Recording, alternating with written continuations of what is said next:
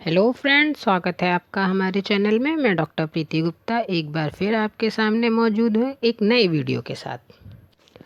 और आज के वीडियो में हम सहगामी सामाजिक प्रक्रिया यानी एसोसिएटिव सोशल प्रोसेस की सीरीज़ में बात करेंगे पर संस्कृति ग्रहण यानी अकल्चरेशन की। तो फ्रेंड्स, आइए हम देखते हैं कि इस वीडियो के अंतर्गत हम क्या डिस्कस करेंगे। तो फ्रेंड्स, सबसे पहले हम इसमें बात करेंगे पर संस्कृति ग्रहण के अर्थ की यानी मीनिंग ऑफ अकल्चरेशन की। साथ ही साथ हम इसकी परिभाषाओं पर भी विस्तार से चर्चा करेंगे और पर संस्कृति ग्रहण यानी अकल्चरेशंस की विशेषताओं पर बात करेंगे। उसकी दशाएं यानी कंडीशंस ऑफ अकल्चरेशन पर भी बात करेंगे। पर संस्कृति ग्रहण के परिणाम यानी रिजल्ट ऑफ अकल्चरेशन, और इसके साथ साथ हम डिस्कस करेंगे पर संस्कृति ग्रहण के प्रमुख आधार। तो फ्रेंड्स, आइए सबसे पहले हम इसके अर्थ पर बात करते हैं यानी पर संस्कृति ग्रहण का अर्थ क्या है, मीनिंग ऑफ अकल्चरेशन। तो आप जानते हैं फ्रेंड कि जब दो कल्चर आपस में एक दूसरे को कनेक्ट करते हैं, एक दूसरे के कांटेक्ट में आते हैं, दो डिफरेंट कल्चर जब एक दूसरे के कांटेक्ट में आते हैं तो वो किसी न किसी एंगल से किसी न किसी रूप में एक दूसरे को प्रभावित करते हैं।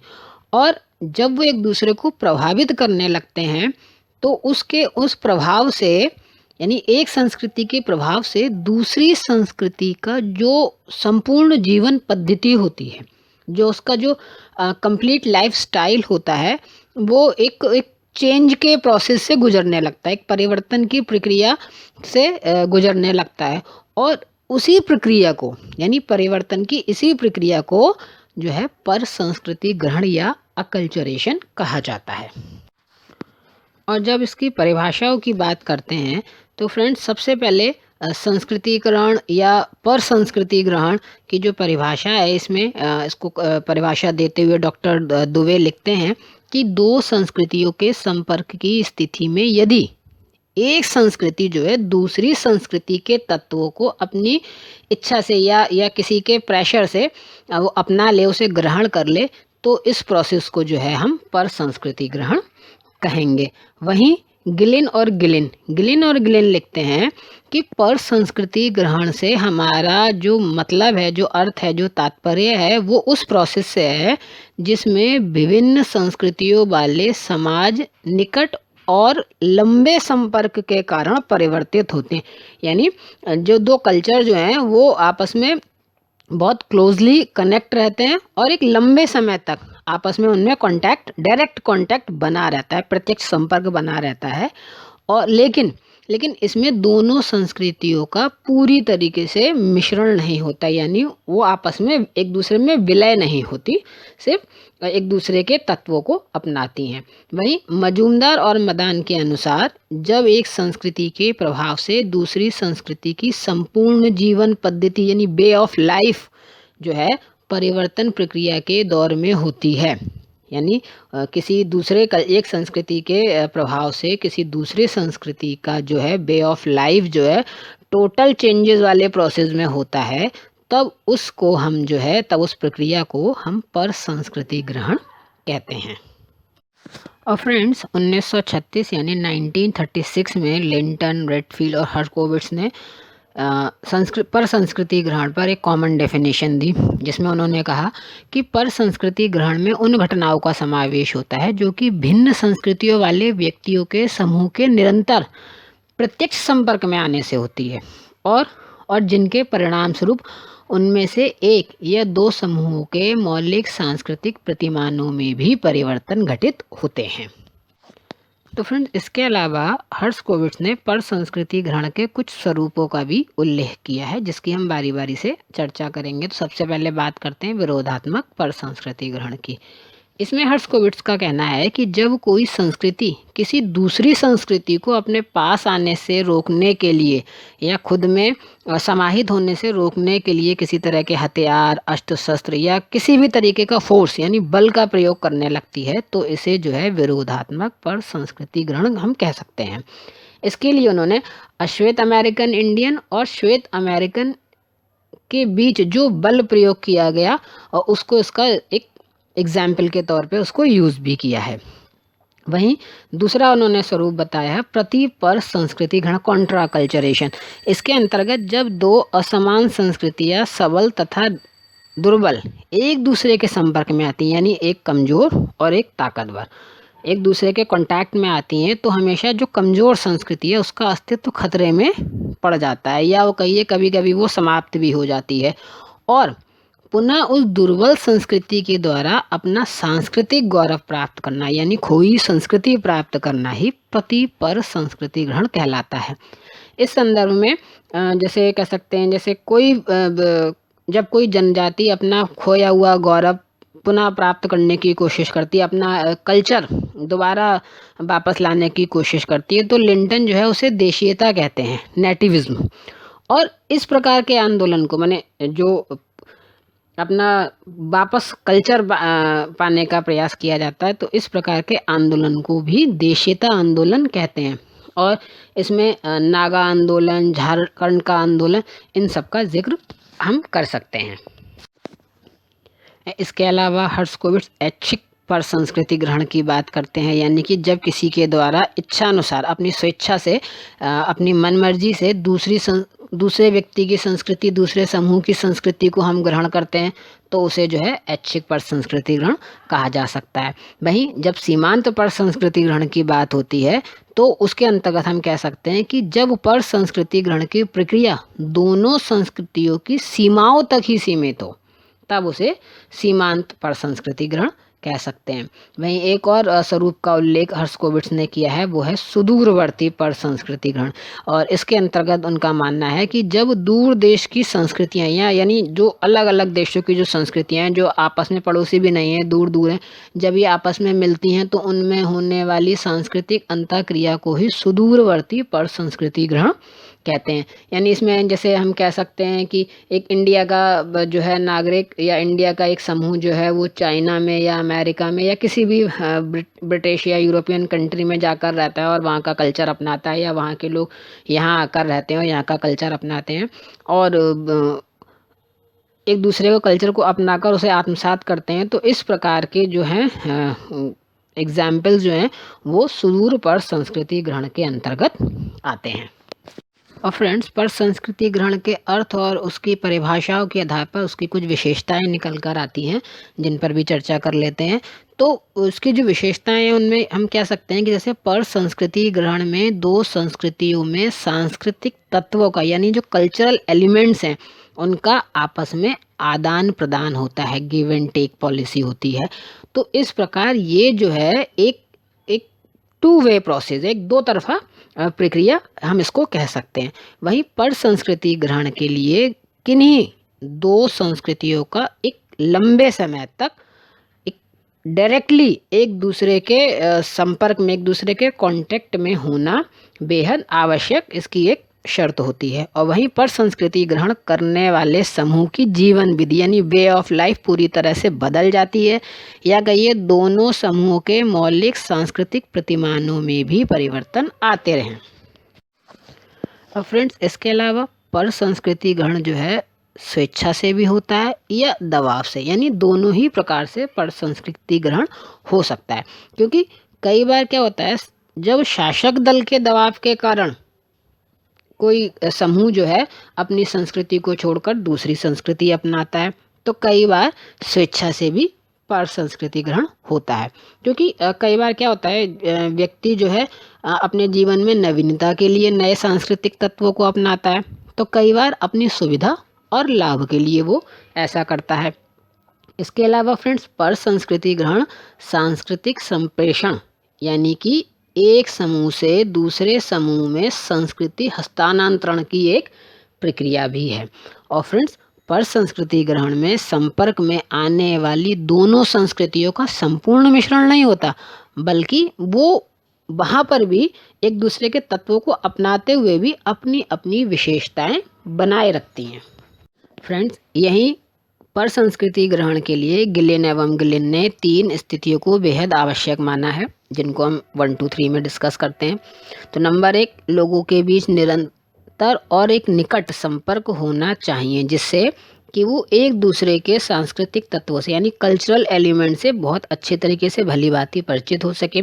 सेकंड, परदेश जाकर रहने वाले यानी दूसरे देशों में जाकर या दूसरे स्टेट्स में रहकर या दूसरे सांस्कृतिक समूहों में जाकर रहने वाला समूह जो है भिन्न सांस्कृतिक समूह में जाकर रहता है, तो वो भी अपने आप में एक आवश्यक स्थिति है कि जब हम किसी दूसरे सांस्कृतिक समूह में जाकर रहेंगे तो वहाँ की कुछ सांस्कृतिक तत्वों को अपना लेते हैं। और साथ ही साथ एक अन्य कारण यह है कि जो विजेता होता है वो हारे हुए लोगों पर अपनी संस्कृति जबरन थोपता भी है। तो फ्रेंड्स, अब बात कर लेते हैं उन दशाओं की यानी कि उन कंडीशंस की जो पर संस्कृति ग्रहण के लिए आवश्यक हैं, क्योंकि दो अलग अलग सांस्कृतिक समूहों में संपर्क होने से ही जो है पर संस्कृति ग्रहण नहीं होता। हालांकि अपने आप में ये एक महत्वपूर्ण दशा है, आवश्यक दशा है कि उन दोनों में निकटता और परस्पर संपर्क होना चाहिए, लेकिन ये अपने आप में कंप्लीट नहीं है। इसके अलावा भी कुछ अन्य कंडीशंस या कई अन्य दशाएं भी हैं जो पर संस्कृति ग्रहण के लिए आवश्यक हैं। जैसे दो सांस्कृतिक समूहों में संपर्क हो और दोनों एक दूसरे को अपने अपने सांस्कृतिक तत्व अपनाने के लिए प्रेरणा भी दें, यानी अपने अपने सांस्कृतिक तत्वों का प्रेजेंटेशन उनका ऐसा हो कि एक दूसरे को वो प्रेरित कर सकें कि वो उनके कल्चरल एलिमेंट्स को अपना सकें। वहीं संपर्क में आने वाले व्यक्तियों की सामाजिक स्थिति भी महत्वपूर्ण है, क्योंकि व्यक्ति उन्हीं तथ्यों का हस्तांतरण करता है यानी उन्हीं तथ्यों को अपनाना चाहता है जिससे वह परिचित हो जाता है। क्योंकि फ्रेंड्स, प्रत्येक व्यक्ति की अपनी संस्कृति का जो प्रतिनिधित्व करता है वो एक सीमा तक ही करता है। हम भी अपने कल्चर को रिप्रेजेंट करते हैं तो उसकी एक लिमिट होती है। हम जो है कुछ चीज़ों को ही कर सकते हैं, अपने संपूर्ण संस्कृति को, टोटल कल्चर को हम जो है रिप्रेजेंट नहीं कर सकते। ऐसे ही पर संस्कृति ग्रहण में परिवर्तन की इच्छा यानी डिज़ायर ऑफ चेंज अपने आप में एक महत्वपूर्ण पक्ष है, क्योंकि परिवर्तन करने की इच्छा होने पर ही पर संस्कृति ग्रहण जो है तेजी से होगा, जल्दी होगा। और अगर हम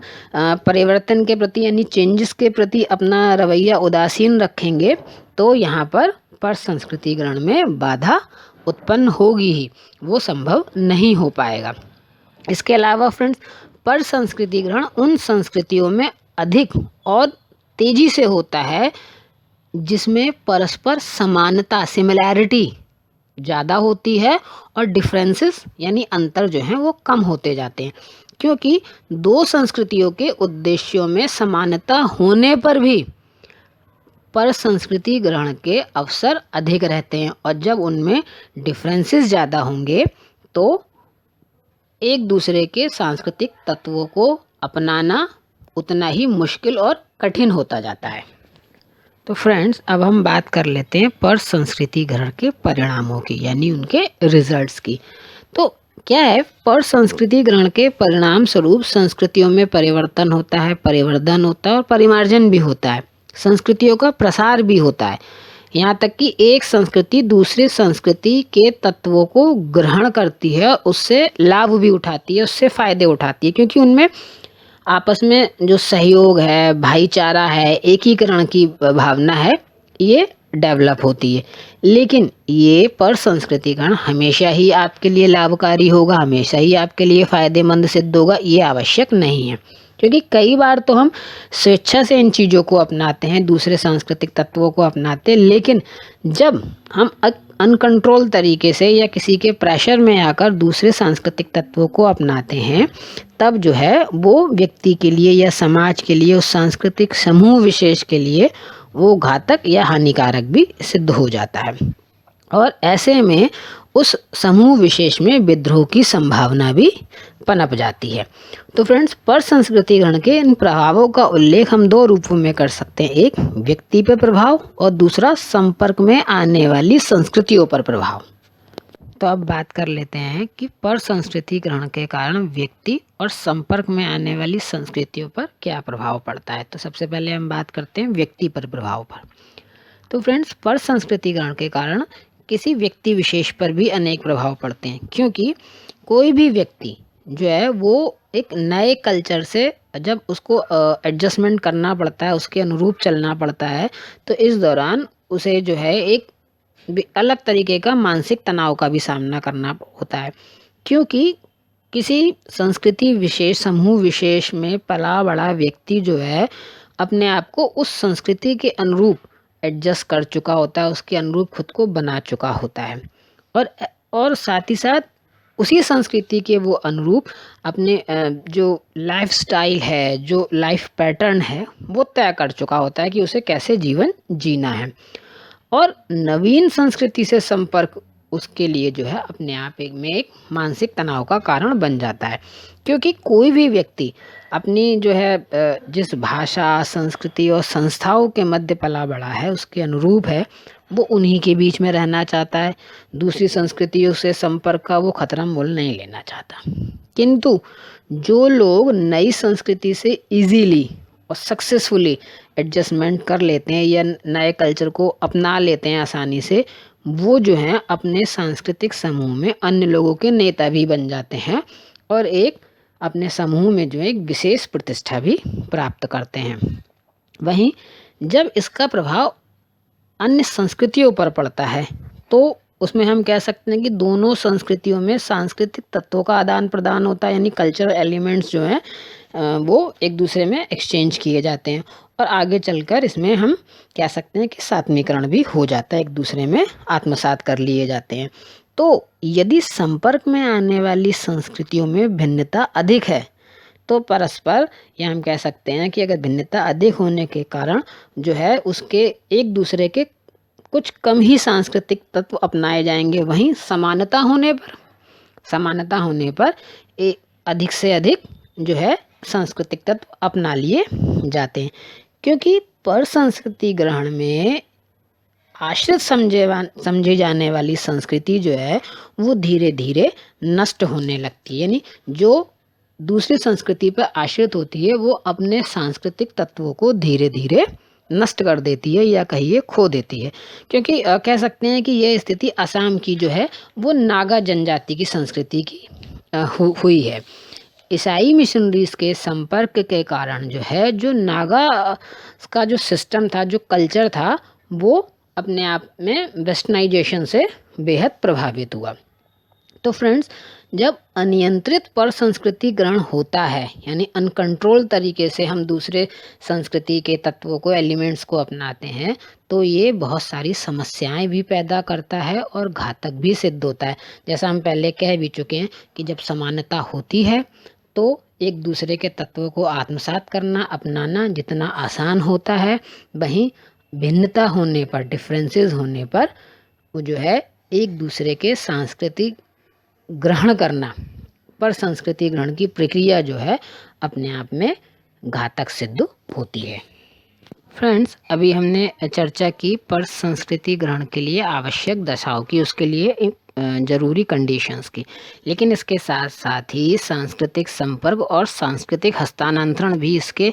प्रमुख आधार हैं, जिसके बिना पर संस्कृति ग्रहण की प्रक्रिया संभवतः पूरी ही ना हो पाए। तो सबसे पहले हम बात करते हैं सांस्कृतिक संपर्क यानी कल्चरल कांटेक्ट की। तो फ्रेंड्स, सांस्कृतिक संपर्क में यहाँ अर्थ है कि निकट संपर्क में आना। तो फ्रेंड्स, जब हम इस क्षेत्र की बात करते हैं, इस पूरे फील्ड की बात करते हैं, कल्चरल फील्ड की बात करते हैं, तो यहाँ संपर्क का अर्थ हो जाता है कि दो या दो से अधिक संस्कृतियों का आपस में निकट संपर्क स्थापित होना। और पर संस्कृति ग्रहण के लिए विभिन्न संस्कृतियों का आपस में निरंतर संपर्क में आना आवश्यक है, क्योंकि इसके बिना, इसके अभाव में पर संस्कृति ग्रहण की प्रक्रिया संभव ही नहीं है। और ये संपर्क प्रत्यक्ष भी हो सकता है और अप्रत्यक्ष भी। तो जब हम प्रत्यक्ष संपर्क की बात करते हैं यानी डायरेक्ट कांटेक्ट की बात करते हैं, तो इसमें दो संस्कृतियों से संबंधित व्यक्ति आमने सामने प्रत्यक्ष रूप में एक दूसरे से मिलते हैं, एक दूसरे से बातचीत करते हैं। इस स्थिति में ये कहिए कि वो एक दूसरे के रीति रिवाजों को, प्रथाओं को, व्यवहारों को, मूल्यों को, भौतिक और अभौतिक संस्कृति के तत्वों को भी ग्रहण करते जाते हैं। जबकि इसके अपोजिट, इसके विपरीत अप्रत्यक्ष संपर्क यानी इनडायरेक्ट कांटेक्ट में दोनों संस्कृतियों से संबंधित व्यक्ति या समूह आमने सामने नहीं होते, उनमें एक इनडायरेक्ट कांटेक्ट बना रहता है। यानी उनमें कांटेक्ट के लिए एक थर्ड फेस होता है, एक तीसरा माध्यम होता है। जैसे लेटर्स हैं, फ़ोन है, या आजकल जो डिफरेंट सोशल साइट्स चल रही हैं जिनके द्वारा हम कम्युनिकेशन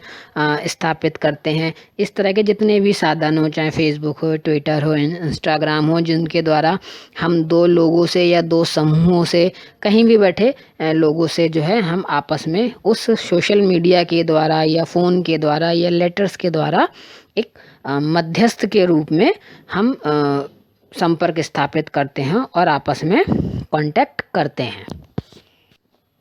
और फ्रेंड्स, संपर्क में ये जो संपर्क है, ये जो कांटेक्ट है, ये सकारात्मक भी हो सकता है और नकारात्मक भी, यानी पॉजिटिव और नेगेटिव दोनों हो सकता है। जब हम पॉजिटिव कल्चरल कांटेक्ट की बात करते हैं तो इसमें दोनों संस्कृतियों में सहयोग, समझौता, एकीकरण या कहिए सात्मीकरण की प्रक्रिया शुरू हो जाती है। जबकि नकारात्मक यानी नेगेटिव कांटेक्ट में जो है दोनों संस्कृतियों में असहयोग, प्रतिस्पर्धा यानी कंपटीशन, विरोध, संघर्ष यानी कॉन्फ्लिक्ट जो है वो शुरू हो जाता है और कभी कभी पर संस्कृतिकरण की प्रक्रिया यहाँ पर समाप्त तक हो जाती है। और फ्रेंड, यहाँ पर संपर्क जो है, सांस्कृतिक संपर्क प्राथमिक भी हो सकता है और द्वितीयक भी, यानी प्राइमरी और सेकेंडरी दोनों हो सकता है। प्राइमरी कल्चरल कांटेक्ट में दो सांस्कृतिक समूहों में आमने सामने की निकटता और घनिष्ठ संबंध पाए जाते हैं, जैसा सामान्यतः प्राथमिक संबंधों में होता है। और पारस्परिक निकटता और घनिष्ठता संस्कृतियों के आदान प्रदान को बहुत सरल या कहिए सहज बना देती है। जबकि जो सेकेंडरी कल्चरल कांटेक्ट होता है, इसमें दो संस्कृतियों में इनडायरेक्ट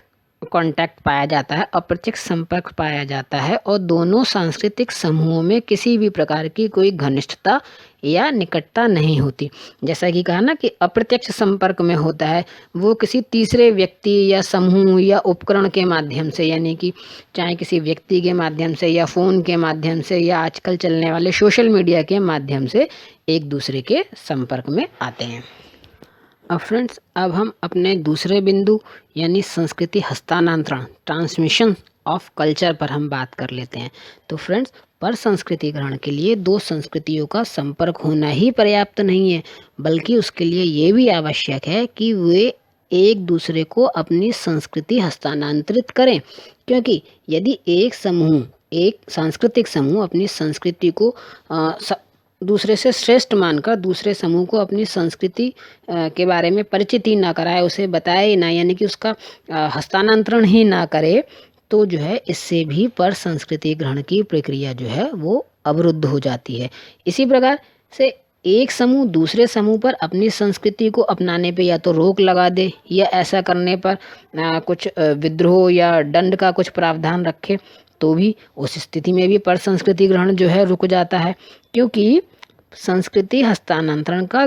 जो बेहद घनिष्ठ संबंध है वो संस्कृति ग्रहण से है। क्योंकि जब कोई समूह दूसरे की संस्कृति ग्रहण करने को तैयार ही ना हो, तो भी फ्रेंड्स संस्कृति का हस्तांतरण हो ही नहीं सकता। और संस्कृति ग्रहण करने का कार्य कई बार स्वेच्छा से, यानी हम अपनी इच्छा से, अपने शौक से, अपने मन से करते हैं, तो कई बार ये काम जो है किसी दबाव से, किसी प्रेशर से भी होता है। क्योंकि फ्रेंड्स, इस संदर्भ में प्रसारवादियों का कहना है कि संस्कृति का विकास और संवर्धन सांस्कृतिक तत्वों के स्थान से दूसरे स्थान पर प्रसार के कारण हुआ है। यानी सांस्कृतिक तत्वों का एक स्थान से दूसरे स्थान पर जो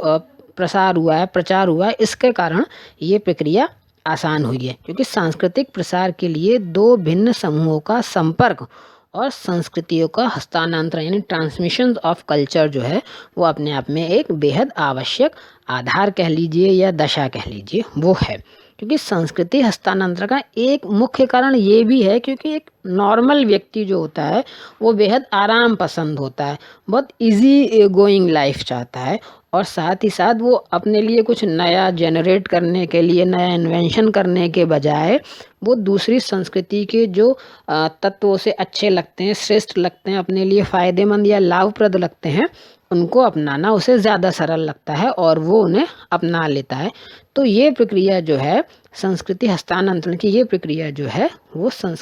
पर संस्कृति ग्रहण के लिए एक प्रमुख आधार या कहिए एक प्रमुख कारण भी बनती है। इसके अलावा सामान्यतः संस्कृति का हस्तांतरण जो है उच्च संस्कृति से निम्न संस्कृति की दिशा में होता है। फिर भी संपर्क में आने वाली संस्कृतियाँ एक दूसरे से कोई ना कोई सांस्कृतिक तत्व अवश्य ही ग्रहण कर लेती हैं। सामान्यतः क्या होता है कि एक निम्न स्तर की संस्कृति जो है अपने से उच्च स्तर की संस्कृति को अपनाने का प्रयास करती है, उसको श्रेष्ठ मानती है। तो दोनों संपर्क में आते हैं और पर संस्कृति ग्रहण की प्रक्रिया चलती है। लेकिन नॉर्मली फ्रेंड्स होता यही है कि दोनों ही संस्कृतियाँ एक दूसरे से कोई ना कोई अपना कल्चरल एलिमेंट जो है वो शेयर करती हैं, एक दूसरे के तत्वों को अवश्य ही ग्रहण करती हैं। तो फ्रेंड्स यहाँ हमने पर संस्कृति ग्रहण यानी अकल्चरेशन की बहुत ही विस्तार से व्याख्या की है और अब आशा है कि आपको ये